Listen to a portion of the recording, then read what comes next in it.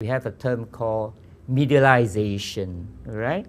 Now, when you're running a business, we have to, be aware about the decisional process of tourists. When do they make a decision when to purchase a certain package? So that process has to be tracked, and how we make use of media to actually intercept and influence their decision. So the last two trends, as I mentioned, the two trends, all right, one is actually on embodiment and effect, and the other one is on medialization, right? So earlier on, when you actually mentioned about embodiment, how much further do you think we can actually bring this effect into tourism? I think it's Considering now.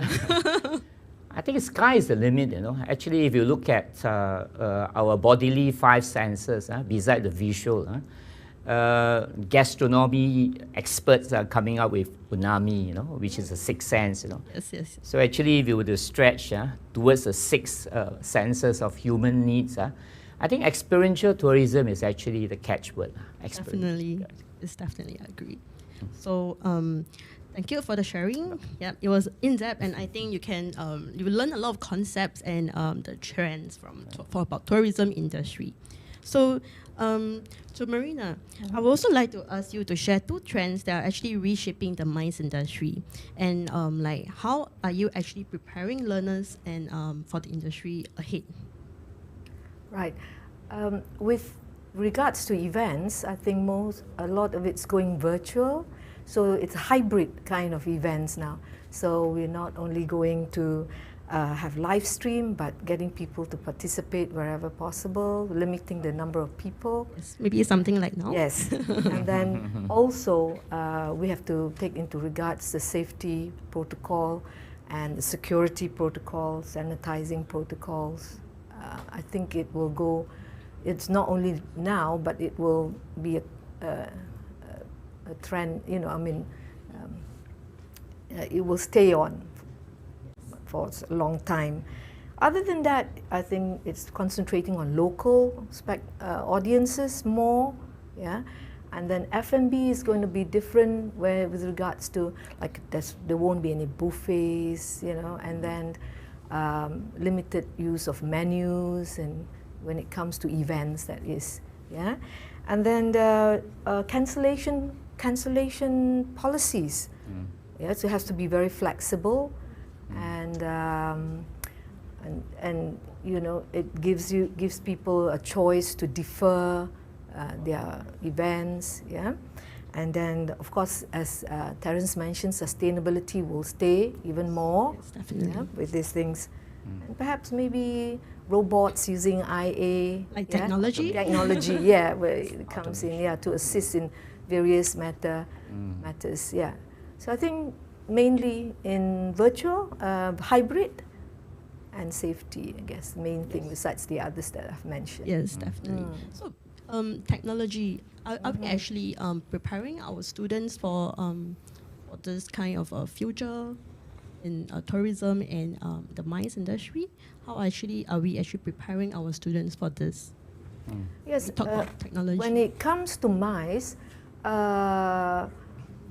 especially with downtime, you see that in the industries they are they're training their staff, into getting into to be event technologists, so-called, yeah.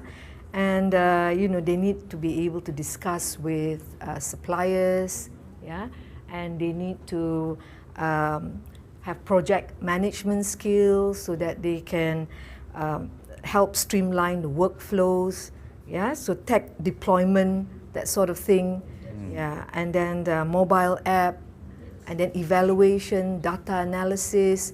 So I think this Very industry relevant, yeah, actually. I think they're preparing this a lot, and we also go into that. Yes. So indeed, actually, many events have gone hybrid, or they have gone virtual, adapting to the current landscape of the MICE industry. And so I'm sure that even though we are seeing many events being cancelled or even postponed now, I think many of us are hoping that the industry will eventually bounce back. So for learners who are actually considering a career in tourism and events, Can the both of you actually share with us maybe some thoughts or advice for our potential learners who might be keen? I'll start first. Yeah. In our study of tourism, we have this very specific topic called crisis management. Yeah, and if you were to backtrack the previous pandemic, there have been many incidences, right? This is a long stretch, right? But I strongly believe there's light at the end of the tunnel, definitely. So hang on there. I really hope so. I really hope so. Right. And Marina? Yes, I think so. It'll bounce back, and it's a matter of time.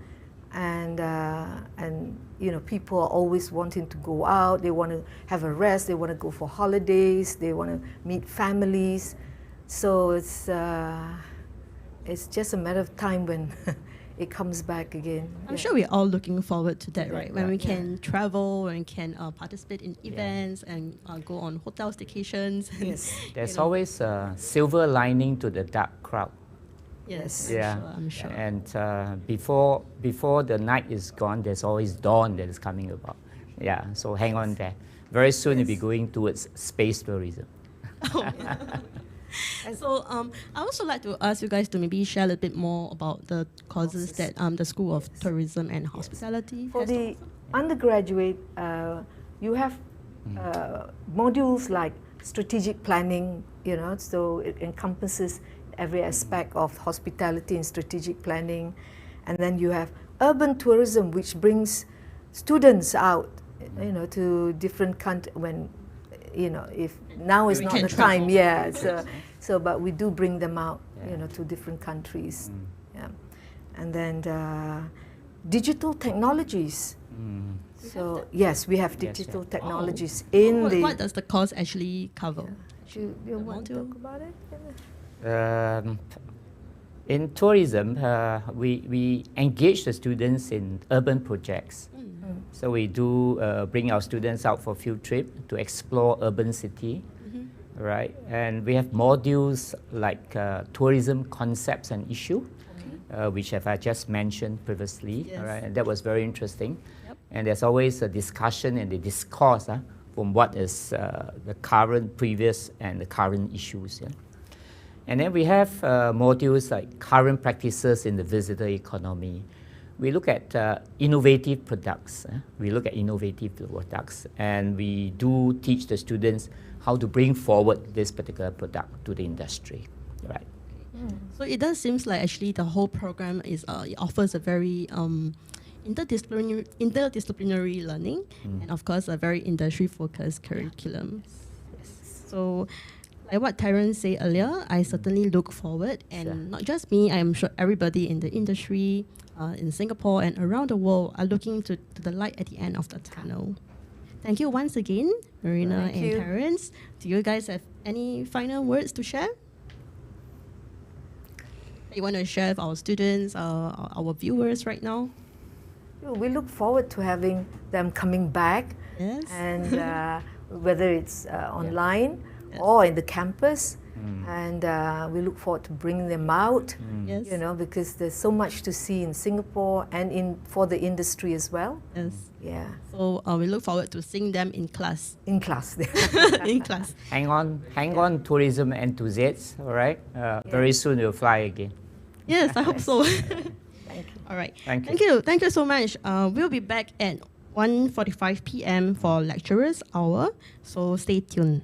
Right. Thank you.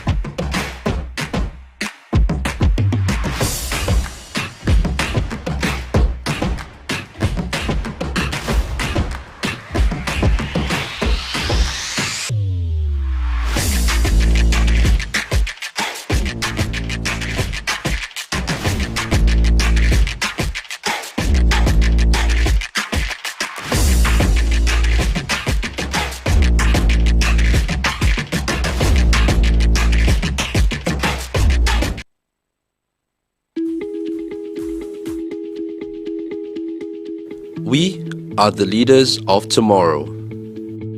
We are storytellers. We are critical thinkers.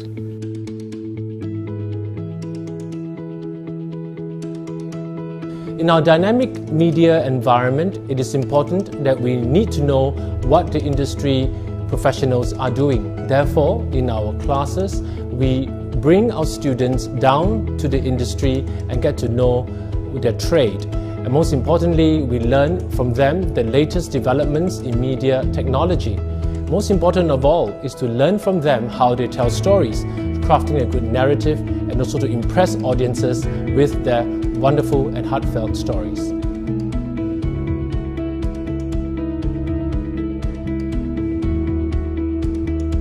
The curiosity to know more, the passion to do more.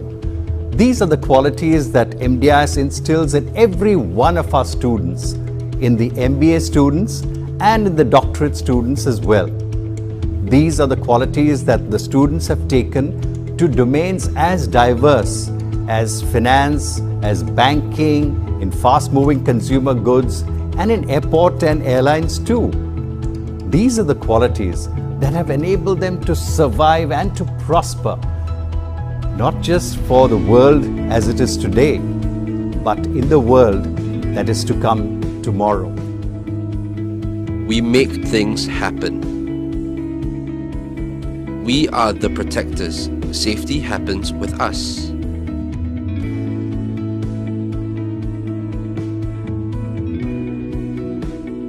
COVID-19 is a wake-up call for us to move swiftly to digitize our processes as well as to upgrade our skills. One of the essential skills will be programming or coding skill, which is core to most of our day-to-day applications. With the pressing needs of Industry 4.0 implementations, the needs for these skills is highly sought after. We don't stop questioning.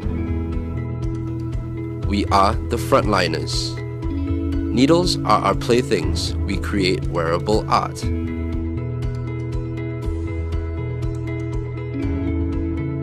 Innovation is an increasing desirable skill set in the fashion industry.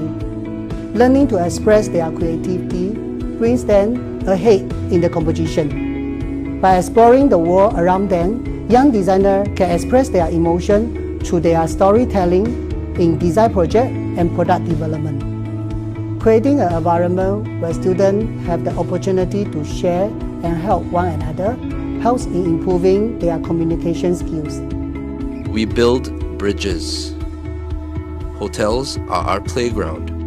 We are record breakers.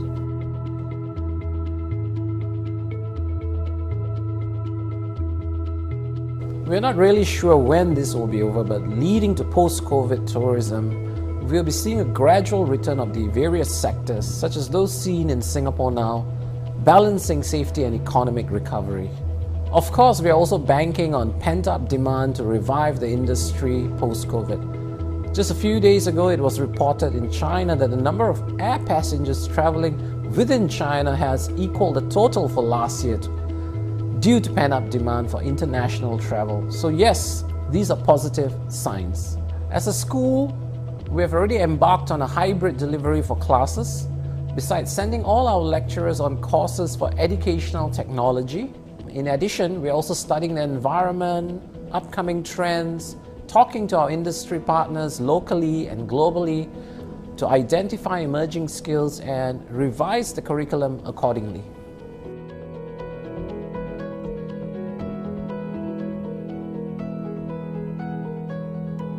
Join us at MDIS.